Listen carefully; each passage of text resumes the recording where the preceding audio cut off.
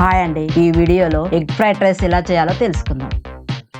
మొదటిగా ఒక వేడి కడాయిలో నూనె వేడి చేసుకోండి.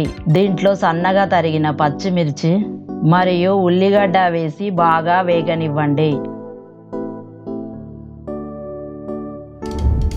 దీంట్లో 1 టీ స్పూన్ అల్లం ఎర్రగడ్డ పేస్ట్ వేసి వేయించుకోండి. దీంట్లో ఓ చిటికెడు పసుపు, 1 టీ స్పూన్ కారం, తగినంత ఉప్పు, 1 teaspoon chilli sauce, 1 teaspoon dark soya sauce, 1 spoon tomato sauce వేసి హై ఫ్లేమ్లో వేగనివ్వండి.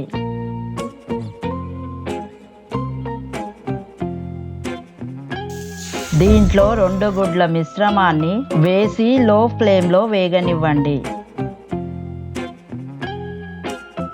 అది వేగగానే వైట్ రైస్ వేసి వేయించుకోండి.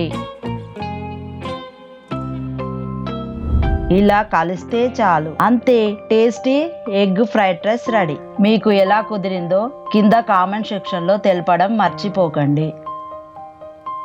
ప్లీజ్ అండి, బన్నీ మామ్స్ కిచెన్ని సబ్స్క్రైబ్ చేసుకోండి.